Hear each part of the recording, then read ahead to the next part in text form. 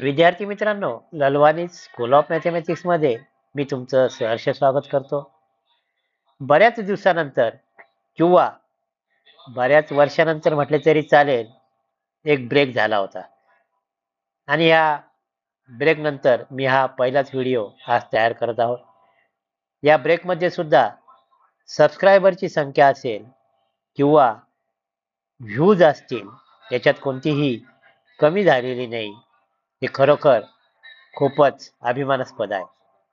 मित्रांनो, आता नियमितपणे आपल्या भेटीला येण्याचा माझा मानस आहे. मित्रांनो, आज आपण गणित भाग 1 इयत्ता 10वी, कारण मराठी मीडियमच्या विद्यार्थ्यांची खूप मोठी डिमांड आहे की सर 100% मराठी मीडियमवर आधारित व्हिडिओ तुम्ही तयार करा. आणि म्हणून आपण आज पहिला व्हिडिओ तयार करत आहोत. प्रकरण नंबर 1, दोन चलातील रेषीय समीकरणे. मित्रांनो, हे प्रकरण बोर्डाच्या परीक्षेमध्ये 12 मार्काला आहे. 12 मार्काला हे प्रकरण आहे. आणि हे प्रकरण शिकवण्याच्या पूर्वी वर्गामध्ये मी सांगितलं विद्यार्थ्यांना की आपण आता हे प्रकरण घेणार आहोत. तुम्ही पहिल्या 2 पानावर किमान 2 प्रश्न तयार करून आला. आणि प्रश्न विचारायचे असेल तर खरोखरच एक उत्सुकता असते विद्यार्थ्यामध्ये. आणि प्रश्न तयार करण्यासाठी त्यांनी पुस्तक वाचावं, पहिले 2 पानं वाचावीत अशी माझी अपेक्षा होती. आणि बरेच प्रश्न विद्यार्थ्यांनी तयार करून आणले. त्यातले निवडक 2 प्रश्न मी आज तुम्हाला सांगणार आहे. आणि पहा, पहिला इंटरेस्टिंग प्रश्न. विद्यार्थी अतिशय जिनियस असतात. पहिला विद्यार्थ्याने प्रश्न तयार केला. प्रकरण क्रमांक आणि प्रकरणाचे नाव, प्रकरण क्रमांक आणि प्रकरणाचे नाव याच्यात काय संबंध आहे? वा रे वा, बढिया प्रश्न तयार केला. दुसरा प्रश्न तयार केला विद्यार्थ्यानं. सर 3x अधिक 0y बरोबर 7 हे दोन चलातील रेषीय समीकरण आहे किंवा नाही? 2 प्रश्नाचीच खरी विद्यार्थ्यांना सांगितलेले होते आणि निवडक 2 प्रश्न घ्यायचे असाच विचार होता. पण मात्र तिसरा प्रश्न सुद्धा इंटरेस्टिंग वाटला आणि या 2च्या ऐवजी तिसरा प्रश्न ऍड करण्याचं मला राहवल्या गेला नाही. आणि म्हणून तिसरा प्रश्न पण मी इथे लिहिणार आहे. 0m अधिक 0n बरोबर 10 हे दोन चलातील रेषीय समीकरण आहे का? आणि मित्रांनो, याच प्रश्नाची उत्तरं आपण जर हा व्हिडिओ काळजीपूर्वक पाहिला तर निश्चितपणे आपल्याला मिळणार आहे. मित्रांनो, आपण प्रकरणाचं नाव पाहूया. दोन चलातील रेषीय समीकरण. मी इथे एक समीकरण लिहितो. 3x अधिक 4y बरोबर 15. आणि हे दोन चलातील रेषीय समीकरण आहे किंवा नाही हे ठरवण्यापूर्वी आपण एक याचं नेहमी करता वापरल्या जाणारं सामान्य रूप लिहू. आणि याच्यामध्ये ax by c, x आणि y हे बीजगणिताचे जवळचेच नातेवाईक आहे, त्याच्यामुळे आपण त्यांचाच वापर करतो नेहमी. पण एक्स वायच पाहिजे असं काही नाही. ए पासून झेड पर्यंत कोणतेही चलपद तुम्ही वापरू शकतात. याच्यामध्ये ए, बी आणि सी हे तिन्ही, ए आणि बी हे सहगुणक आहे आणि सी सुद्धा ही एक संख्या आहे. ए, बी आणि सी ह्या तिन्ही संख्या वास्तव संख्या पाहिजे. वास्तव संख्या पाहिजे. आणि वर्ग 9वी प्रकरण क्रमांक 1 सेट संच. तुम्हाला आठवत असेल, वास्तव संख्या आपण r न दाखवत होतो. आणि वास्तव संख्यामध्ये कोण कोण होतं? 0 होतं, मायनस संख्या होत्या, प्लस संख्या होत्या, 3/4 सारख्या अपूर्णांक होत्या, वर्गमुळात 2, वर्गमुळात 3 सारख्या अपरिमेय संख्या होत्या. यापैकी कोणताही किंमत एबीसी साठी चालते. एबीसी यापैकी कोणतीही संख्या आपल्याला चालते. A B C. आणि मग आता पहिली अट पूर्ण होते का पाहूया. 3x अधिक 4y. पहिला सहगुणक आला 3, दुसरा आला 4 आणि स्थिर पद किती आलं? 15. ह्या तिन्ही वास्तव संख्या आहेत.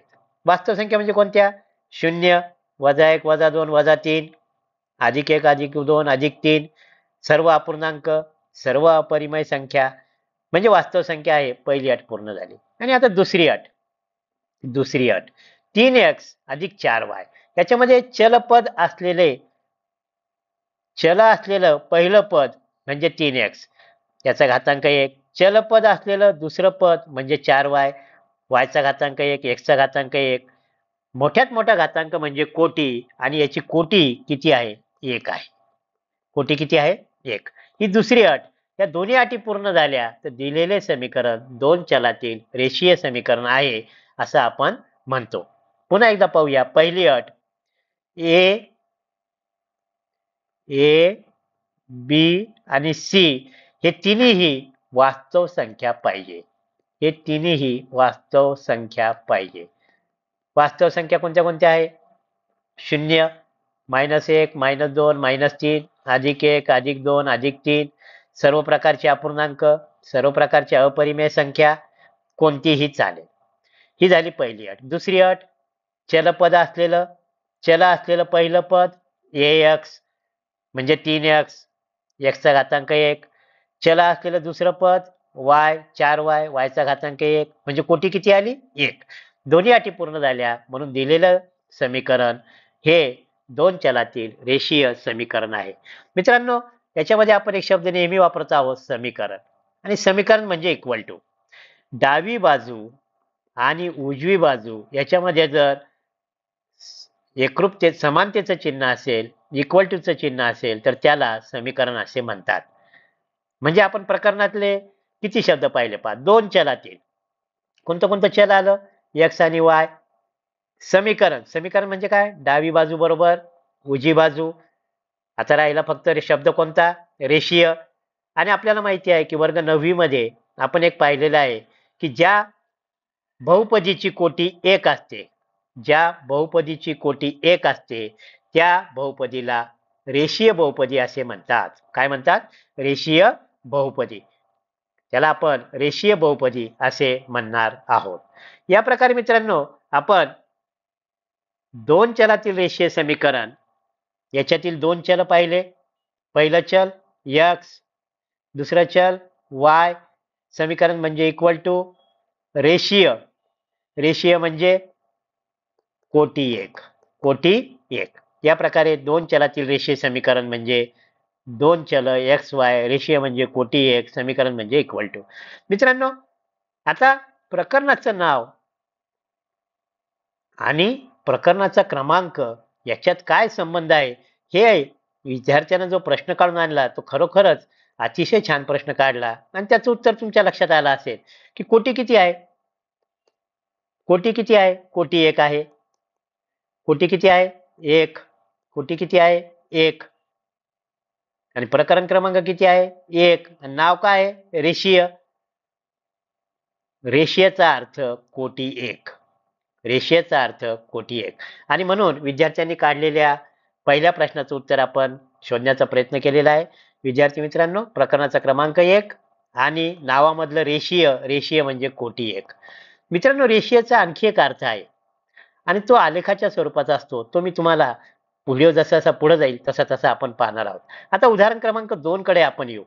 3x अधिक 0y, 3x अधिक 0y बरोबर 7. 3x अधिक 0y बरोबर 7. आणि पहिली अट काय आहे? 3, 0, 7. पहिली अट 3, 0, 7. ए बी सी हे कशाचं चिन्ह आहे माहिती तुम्हाला? बिलॉंग्स टू चा घटक आहे. बिलॉंग्स टू आर म्हणजे ह्या तिन्ही संख्या वास्तव संख्या पाहिजे आणि आहे वास्तव संख्या. ओके. त्याच्यानंतर x चा घातांक y, y चा घातांक 1. मोठ्यात मोठा घातांक 1 आहे. 1 आहे म्हणजे कोटी किती आहे? 1. दोन्ही अटी पूर्ण झाल्या म्हणजे हे सुद्धा दोन चलातील रेषीय समीकरण आहे. दोन चलातील रेषीय समीकरण आहे. मित्रांनो, ए आणि बी इथे ए ची किंमत 3 आहे, बी ची किंमत 0 आहे. बी ची किंमत 0 आहे आणि इथंच खरा थोडा गोंधळ आहे. काही गाईडांमध्ये किंवा काही शिक्षकांच्या मते हे दोन चलातील रेषीय समीकरण असू शकत नाही कारण हे पद 0y आलं. परंतु व्याख्येमध्ये स्पष्ट म्हटलेले आहे की ए आणि बी यापैकी एक 0 असेल तर चालेल, बी 0 आहे चालेल, पण ए 0 पेक्षा काहीतरी वेगळी संख्या पाहिजे. दोन्हीही एका वेळी 0 नको. दोन्हीही एका वेळी शून्य नको. आणि म्हणून या व्याख्येनुसार आपण हे दोन चलातील रेषीय समीकरण आहे असं प्रूव्ह केलेलं आहे. आता आपण 3 नंबर मध्ये जाणार आहोत आणि याचं उत्तर तुम्ही स्वतः सांगणार आहे मित्रांनो.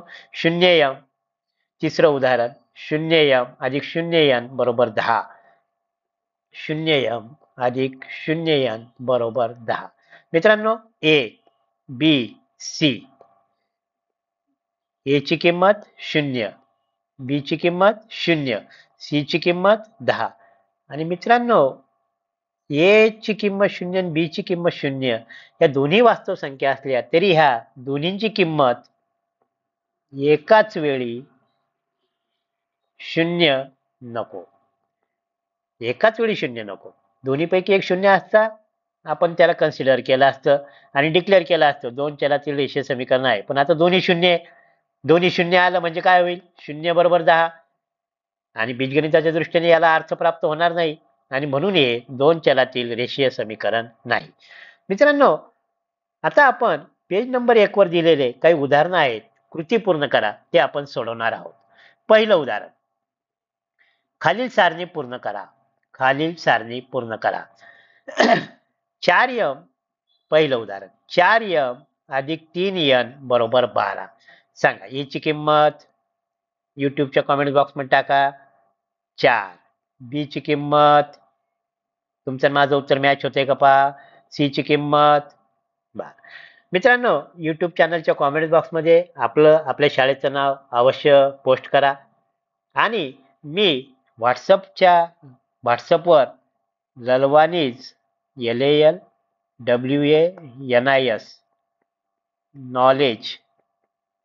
नॉलेज हब हे व्हॉट्सअप चॅनल मी सुरू केलेलं आहे.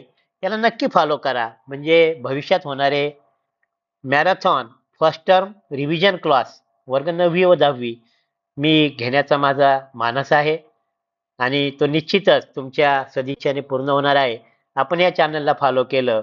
व्हॉट्सअप चॅनल आहे आणि युट्यूब चॅनल काय आहे माझं? युट्यूब चॅनल आहे Lalwani's school of mathematics. Lalwani school of mathematics हे माझं युट्यूब चॅनल आहे आणि व्हॉट्सअप चॅनलला तुम्ही फॉलो करा. त्यामध्ये तुम्हाला सर्व नोटिफिकेशन प्राप्त होतील. मित्रांनो, ए बरोबर 4, बी बरोबर 3 आणि एन बरोबर आणि सी बरोबर 12. बोलण्याच्या ओघामध्ये आपण काहीतरी वेगळं लिहिलं होतं. सी बरोबर 12 आणि या तिन्ही संख्या वास्तव संख्या आहे. पहिली अट पूर्ण झाली. दुसरी अट, चलपद असलेलं, ज्याच्यामध्ये चल आहे असं कोणतं पद आहे पहा. चल असलेलं पहिलं पद आहे 4m. पहिलं पद आहे 4m, चा घातांक 1, 3n घातांक 1 म्हणजे कोटी किती आहे? 1. दोन्ही अटी पूर्ण झाला म्हणजे आपण इथं काय लिहिणार आहे 2 चलातील रेषीय समीकरण आहे लिहिल्यावर माझी तुम्हाला एक आव्हान असेल की नुसतं गणितामध्ये होय नाही हे लिहिण्यापेक्षा कारण जर लिहिलं तर आपल्याला दीर्घकाळ ते स्मरणात राहतं आहे. कारण की पहिली अट, कारण की ए बी सी किंवा किंवा किंवा किंवा पहिली संख्या आली 4, 3, 1 ह्या वास्तव संख्या आहेत व पुस्तकात मध्ये एक वाक्य दिले पहा. व चल असलेल्या प्रत्येक पदाची कोटी 1 आहे. म्हणून हे या प्रकारे 2 कारण लिहायचे मित्रांनो. 4, 3, 1 या वास्तव संख्या आहेत व चल असलेल्या प्रत्येक पदाची कोटी 1 आहे. आणि म्हणून पेपर तपासताना आपण जर इतकं सिस्टमॅटिक लिहिलं तर निश्चितच अर्धा मार्क आहे किंवा नाहीला आणि अर्धा मार्क कारणाला आपल्याला पूर्ण मिळेल. आता आपण दुसऱ्या याच्याकडे जाणार आहोत मित्रांनो. उदाहरण क्रमांक 2, 3x वर्ग 3x वर्ग आणि दुसरं पद लिहायचं कामच नाही. पहिल्या पदातच लक्षात आलं. एक्सचा घातांक किती आला? 2. आणि आपल्याला जास्तीत जास्त किती पाहिजे? 1. विषय संपला. हे दोन चलातील रेषीय समीकरण नाही. कारण की लिहा किंवा असे लिहा 3 डॉट. कारण की चलपदाचा घातांक 2 आहे किंवा चलपदाची कोटी 1 नाही किंवा चल असलेल्या पदाची कोटी 1 नाही. चल असलेल्या पदाची कोटी 1 नाही. चला उदाहरण क्रमांक 3. आपण आता तिसऱ्या उदाहरणाकडे जाणार आहोत. तिसरं उदाहरण. वर्गमुळात 2 वर्गमुळात 5 16 वर्गमुळात 2 वर्गमुळात 5 16. आणि मित्रांनो मी तुम्हाला सांगितलं की वास्तव संख्या कोणत्या कोणत्या आहेत? सर्वच वास्तव संख्या आहेत. कोणत्या कोणत्या आहेत पहा. 0 आहे, -1 -2 -3 सर्व मायनस आहे, +1 +2 +3 सर्व प्लस आहेत. त्याच प्रकारे अपूर्णांक आहे, यांना कशाला सोडायचं? अपूर्णांक आहे. त्याचप्रमाणे अपरिमेय आहे. या सर्व वास्तव संख्या आहेत आणि म्हणून वर्गमुळात 2 वर्गमुळात 5 वर्गमुळात 6 या वास्तव संख्या आहे. पहिली अट पूर्ण झाली. दुसरी अट. चल असलेलं पहिलं पद वर्गमुळात 2x चा घातांक 1 वर्गमुळात 5y चा घातांक 1 कोटी 1 आहे. म्हणून हे दोन चलातील रेषीय समीकरण आहे. याचं उत्तर येईल आहे. कारण की वर्गमुळात 2 वर्गमुळात 5 16 या वास्तव संख्या आहेत व चल असलेल्या प्रत्येक पदाची कोटी 1 आहे. चल असलेल्या प्रत्येक पदाची कोटी 1 आहे. चल असलेल्या प्रत्येक पदाची कोटी 1 आहे. चल असलेल्या प्रत्येक पदाची कोटी 1 आहे. म्हणून हे दोन चलातील रेषीय समीकरण आहे. विद्यार्थी मित्रांनो पुढच्या उदाहरणाकडे जाऊ. आणि दोन अटी तुमच्या लक्षात आल्या असतील. वास्तव संख्या पाहिजे आणि घातांक 1 पेक्षा कमी नको, 1 पेक्षा जास्त नको. उदाहरण क्रमांक 4. आता थोडं इंटरेस्टिंग उदाहरण आलं पहा. 0x सहगुणक किती आला सांगा? 0x सहगुणक आला 0 सहगुणक किती आला? 6. त्याच्यानंतर -3. हे वास्तव संख्या आहे. पहिली अट पूर्ण झाली. वास्तव संख्या आहे. दुसरी अट. आता पहिलं पद x 0x सांगा घातांक किती आला? 1 म्हणजे कोटी 1 आहे. मायनस प्लस एका मायनस पाहू ना, प्लसच आहे. चला 0x 6y चा घातांक किती आहे? 1 म्हणजे कोटी 1 आहे. दोन्ही अट पूर्ण झाल्या. 1 0 आहे याची किंमत, चालते आपल्याला. दोन्ही 0 नको. 1 0 असेल तर काही प्रॉब्लेम नाही. दोन्ही 0 असेल तर मार्क 0. दोन्ही 0 नको. 1 0 असेल तर चालेल. म्हणून याचं उत्तर काय येणार सांगा मित्रांनो? होय का नाही? आहे. याचं उत्तर काय आहे? कारण की 0 6 -3 या वास्तव संख्या आहेत व हेच वाक्य लिहायचं. व चल असलेल्या प्रत्येक पदाची कोटी 1 आहे. चल असलेल्या प्रत्येक पदाची कोटी 1 आहे. म्हणून हे दोन चलातील रेषीय समीकरण आहे.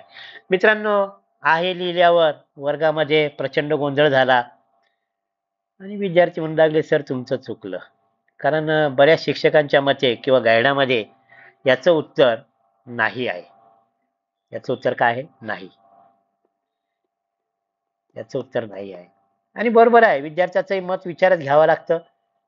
ट्युशन असेल किंवा ऑनलाईन क्लासेस असतील किंवा चॅट जीपीटी असेल, गुगल असेल, विद्यार्थी अपडेटेड असतात. आणि म्हणून मग मी पण थोडासा याच्यात सर्च केला आणि संपूर्ण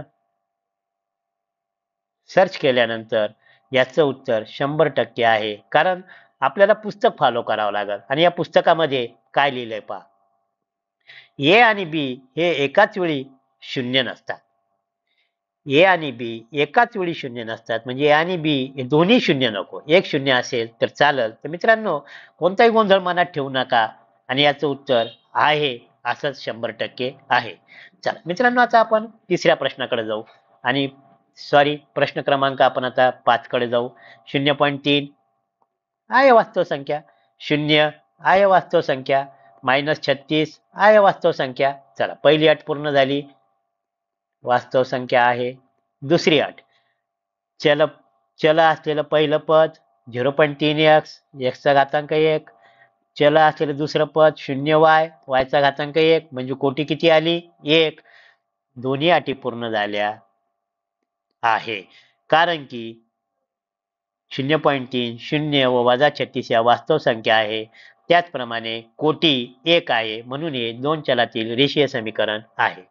मित्रांनो, उदाहरण क्रमांक 4 आणि उदाहरण क्रमांक 5, उदाहरण क्रमांक 4 आणि उदाहरण क्रमांक 5 आणि पहिलेचे उदाहरण 1, 2, 3 याच्यात थोडा काहीतरी फरक दिसतोय पहा.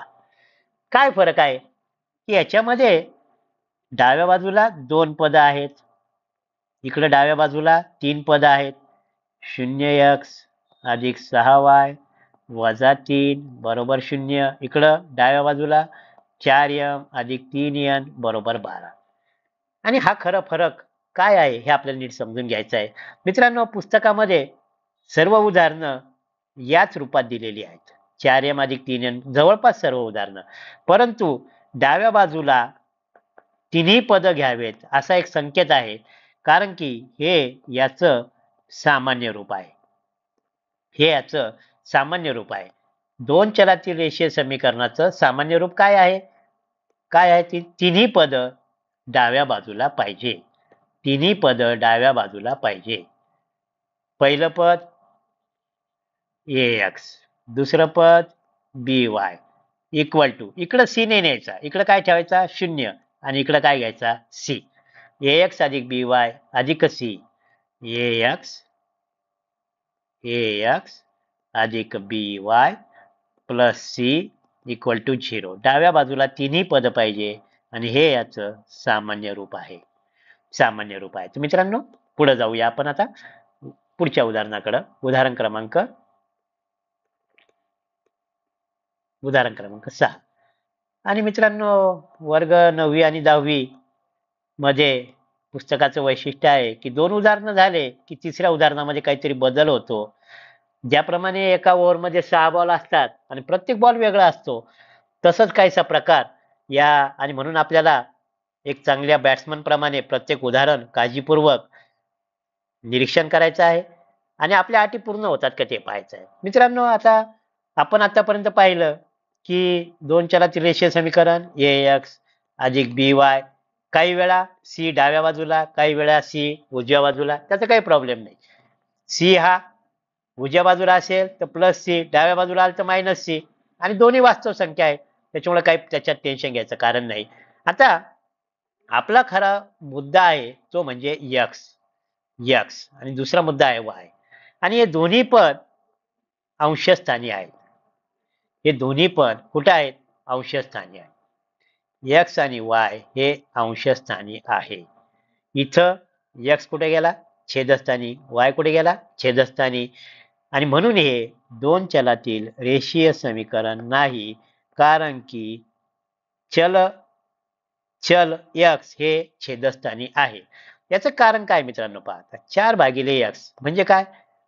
4 भागिले x चा घातांक 1, आणि मला हा चलपद तर अंशस्थानी पाहिजे. मग मी छेदस्थानाहून व्यवस्थित लिहितो थोडं मित्रांनो, आणि टॅबवर लिहिताना थोडंसं बोर्डाचा आणि याचा फरक पडतो.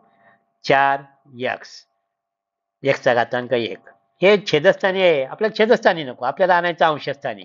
आणि मग मी काय केलं? 4x, आणि वर्ग 8वी मध्ये घातांकाचा नियम माहिती आहे की जर आपण चलपद अंशस्थानातून छेदस्थानात किंवा छेदस्थानातून अंशस्थानात नेलं तर चिन्हात बदल होतो, घातांकाच्या चिन्हात बदल होतो. +1चं काय होतं? -1. म्हणजे पहिलं पद काय आलं? 4x raise to -1. दुसरं पद त्याचप्रमाणे 5y वजा 1, आणि मित्रांनो कोटी झाली -1, आणि आपल्याला कोटी पाहिजे 1 आणि म्हणून हे दोन चलातील रेषीय समीकरण नाही, कारण की चलपद छेदस्थानी आहे किंवा चलपदाचा घातांक -1 आहे किंवा चलपदाची कोटी चल असलेल्या पदाची कोटी 1 नाही. चलपद छेदस्थानी आहे असं लिहा चालेल, किंवा चलपदाचा घातांक -1 आहे असं लिहा तरी चालेल, पण 100% अचूक लिहायचं असेल तर चल असलेल्या पदाची कोटी पुन्हा इकडे यायचं आपल्याला. आपल्यासाठी सर्वात महत्वाचं टेक्स्ट बुक आहे. जे टेक्स्ट बुक म्हणाल ते आपल्यासाठी फायनल, बाकीचं आपल्याला काही घेणं देणं नाही. आणि मग टेक्स्ट बुक मध्ये सुद्धा कधी कधी करेक्शन असतात, ते सुद्धा आपल्याला थोडेसे लक्षात घ्यावे लागतात. चल पदाची कोटी 1 नाही, म्हणून हे दोन चलातील रेषीय समीकरण नाही. मित्रांनो, आपण 6 उदाहरणं पाहिलेली आहेत आणि तुमच्या लक्षात आलं असेल. आता आपण शेवटच्या उदाहरणाकडे जाऊ, उदाहरण क्रमांक 7. आणि मी तुम्हाला सांगितलं की क्रिकेट प्रमाणे प्रत्येक बॉल वेगळा आहे. पहिलं पद आलं 4xy, x चा घातांक 1, y चा घातांक 1, आणि कोटी काढायची असेल तर 1 अधिक 1 कोटी किती झाली 2, आणि आपल्याला तर कोटी 1 पाहिजे, आणि म्हणून याचं सुद्धा उत्तर काही नाही. कारण कारण तेच पुन्हा चल असलेल्या कारण पुन्हा तेच लिहायचं आहे. काय कारण लिहायचं आहे सांगा? चल असलेल्या पदाची कोटी 1 नाही. चल असलेल्या पदाची कोटी 1 नाही, म्हणून हे दोन चलातील रेषीय समीकरण नाही. या प्रकारे मित्रांनो, दोन चलातील रेषीय समीकरण म्हणजे काय हे आपण पाहिलेलं आहे. आणि आता एकच प्रश्न राहिला, या प्रकरणाच्या नावातला रेषीय म्हणजे काय? दोन चल आले, xy आलं, xy आलं, mn आलं, ab आलं, समीकरण म्हणजे इक्वल टू आलं, रेषीय म्हणजे कोटी 1 आली. पुन्हा एकदा पहा, दोन चल, पुन्हा एकदा पाहायचं आहे आपल्याला. दोन चल x आलं, y आलं, m आलं, n आलं. ओके. समीकरण डावी बाजू बरोबर उजवी बाजू. ओके. रेषीय चल असलेल्या पदाची कोटी किती आहे? 1 आहे. हाच प्रकरणाच्या आणि नावाचा संबंध आहे. मित्रांनो, रेषीयचा आणखी एक अर्थ आहे, तो सांगतो मी तुम्हाला. त्यासाठी तुम्हाला आपल्या पुस्तकाच्या फ्रंट पेजवर जावं लागणार आहे. आणि हे फ्रंट पेज आपण येत आहोत फ्रंट पेजवर. आणि या फ्रंट पेजवर काय आहे पहा, हा ग्राफ आहे, आलेख आहे, आणि इथं एक समीकरण दिलेलं आहे, 3x अधिक 4y बरोबर 12. चला, समीकरण आहे कारण इक्वल टू चिन्ह आहे, कोटी 1 आहे म्हणजे रेषीय आहे, 3 4 12 वास्तव संख्या आहे म्हणजे दोन चलातील रेषीय समीकरण आहे. मित्रांनो, या समीकरणाचा जर आपण आलेख काढला तर हा आलेख नेहमी एक रेषा असते. रेषा ही नेहमी सरळच असते, आणि या समीकरणाचा आलेख ही नेहमी एक रेषा असते, आणि म्हणून याला रेषीय समीकरण असे सुद्धा म्हणतात. तुम्ही जेव्हा 11वी-12वीला जाल तेव्हा तुम्हाला समजेल की x वर्ग वजा 7x हे जे वर्ग समीकरण असतात याचे आलेख वेगळ्या प्रकारचे येतात. आणि या प्रकारे आपण या प्रकरणातला पहिला भाग पाहिलेला आहे. दोन चलातील रेषीय समीकरण म्हणजे काय, त्याची व्याख्या काय आहे. मित्रांनो, दोन चल तर पाहिले आपण, समीकरण आहे की नाही ठरवलं, पण मग आता चलाला किंमत किती आहे हे बी आपल्याला शोधावं लागेल. आणि यासाठी आपण आता 1.1 मधले उदाहरणं सोडवणार